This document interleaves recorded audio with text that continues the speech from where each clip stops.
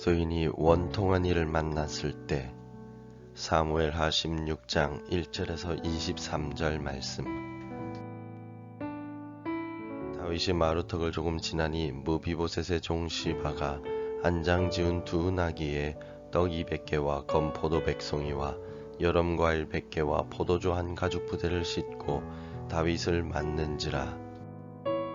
왕이 시바에게 이르되 내가 무슨 뜻으로 이것을 가져왔느냐 하니 시바가 이르되 나귀는 왕의 가족들이 타게 하고 떡과 과일은 청년들이 먹게 하고 포도주는 들에서 피곤한 자들에게 마시게 하려 함이니이다.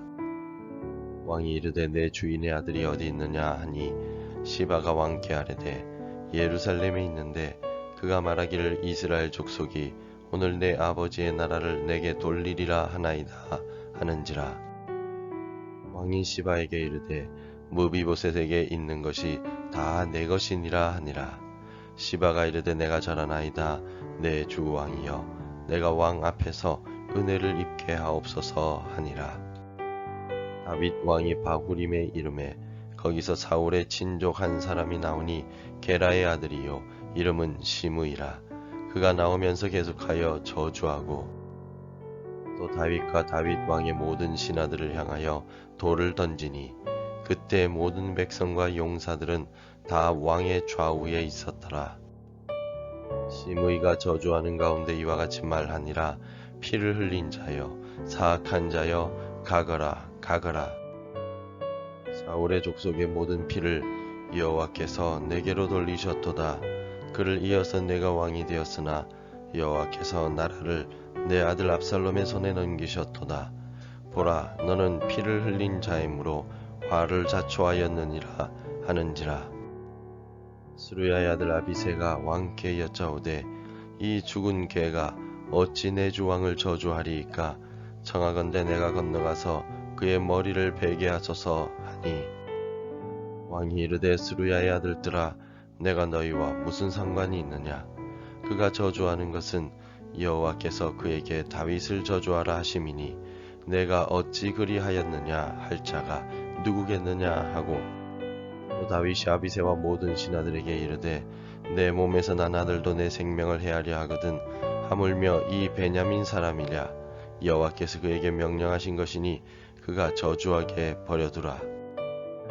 혹시 여호와께서 나의 원통함을 감찰하시리니 오늘 그 저주 때문에 여호와께서 선으로 내게 갚아 주시리라 하고 다윗과 그의 추종자들이 길을 갈 때에 시므이는 산비탈로 따라가면서 저주하고 그를 향하여 돌을 던지며 먼지를 날리더라.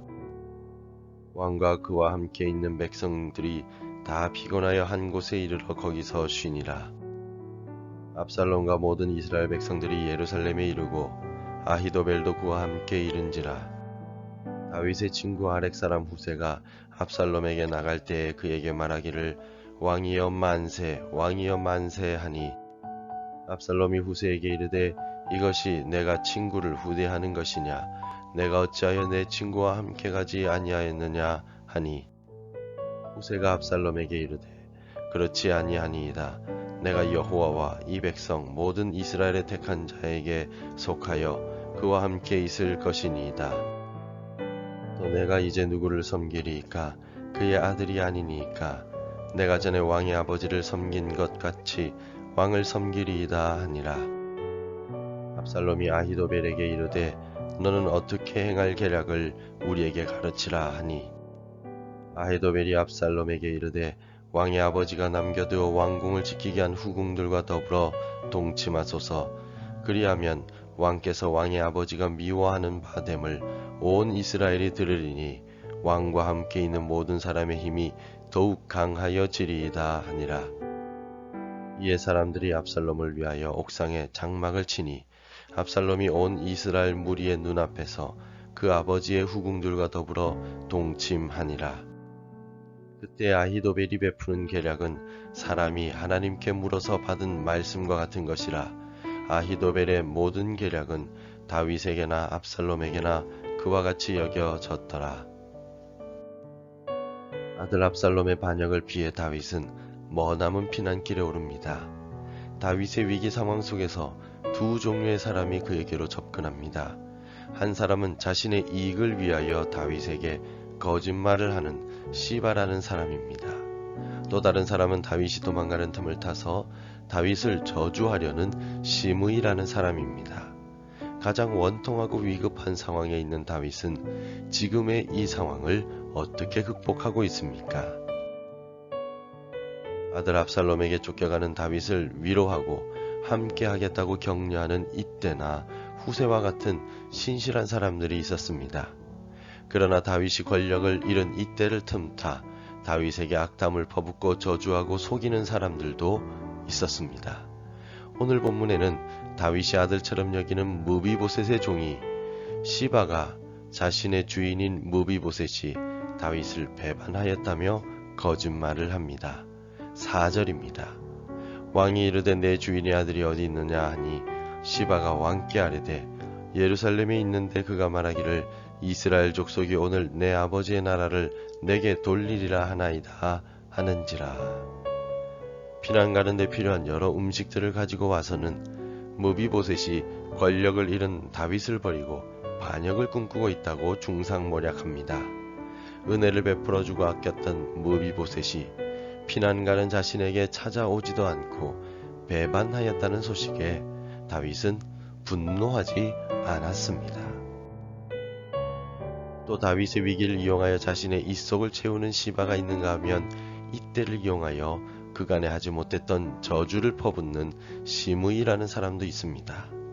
시므이는 직전 왕이었던 사울의 친척이었는데 그간에는 다윗의 힘에 눌려 아무 말도 못했습니다. 이제 다윗이 피난길에 오르자 다윗을 저주합니다. 5절입니다. 다윗 왕이 바후림에 이름에 거기서 사울의 친족 한 사람이 나오니 게라의 아들이요 이름은 시므이라. 그가 나오면서 계속하여 저주하고. 시므이는 다윗을 따라오며 잘 되었다. 하나님이 너를 망하게 하였다. 라며 돌을 던지며 저주하였습니다. 다윗의 입장에서는 정말 수치스러운 일입니다. 다윗이 가장 약한 순간에 나타나 저주하는 시므이는 기회주의자임을 알 수가 있습니다. 다윗은 지금 너무나도 고통스러운 순간을 겪고 있습니다. 아들 압살롬의 반역으로 광야로 쫓겨가는 길입니다. 모든 것을 두고 도망가야 하는 상황입니다. 자신이 아들처럼 돌봐주었던 무비보셋이 자신을 배반했다는 시바의 말도 들었습니다. 이전 같으면 자신의 앞에서 얼굴도 들지 못할 시므이라는 사람이 자신을 쫓아오며 저주를 합니다. 아마 참담한 심정이었을 것입니다.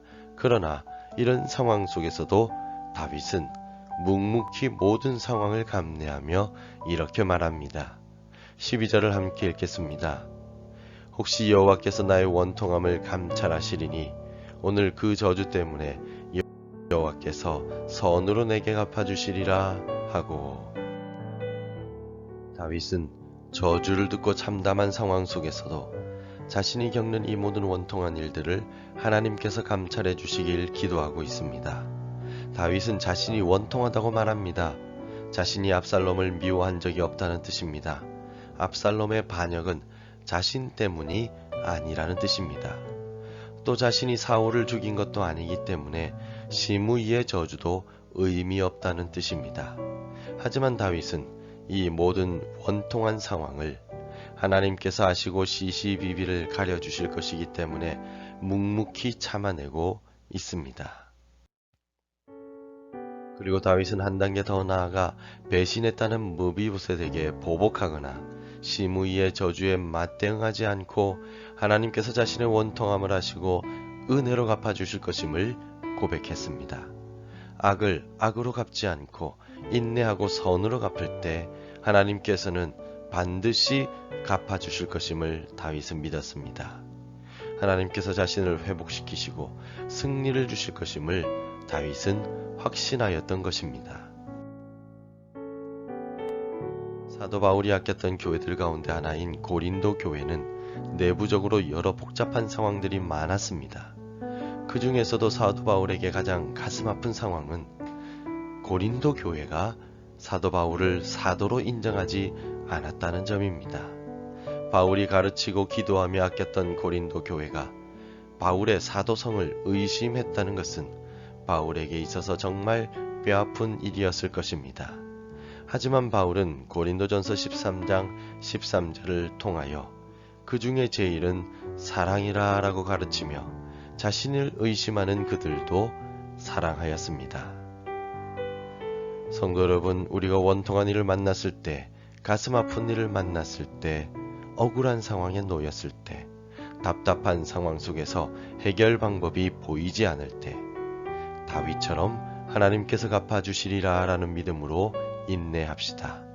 사도 바울처럼 그럼에도 불구하고 사랑합시다. 하나님께서 우리의 모든 억울하고 답답한 상황을 반드시 변화시켜 주실 것입니다.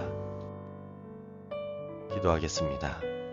하나님, 우리가 겪는 억울함이나 답답함, 원통한 일들을 다윗처럼 하나님께 모두 맡기고 묵묵히 믿음으로 참아내겠습니다. 때로는 속상하고 화가 나지만 그럼에도 불구하고 사랑하라고 말씀하신 예수님의 말씀을 가슴에 새기고 다시 한 번 더 참고 사랑하겠습니다. 우리에게 주의 사랑을 풍성하게 채워 주옵소서. 예수님의 이름으로 기도드립니다. 아멘. 계속해서 함께 기도해 주시기 바랍니다. 억울하고 원통한 일을 만났을 때에도 하나님을 기억하게 하소서. 성경 퀴즈 대회를 통하여 하나님을 더욱 깊이 알아가게 하소서. 우리나라와 민족을 회복시켜 주시고 안정되게 하소서. 복음 전해야 할 한 사람이 생각나게 하소서.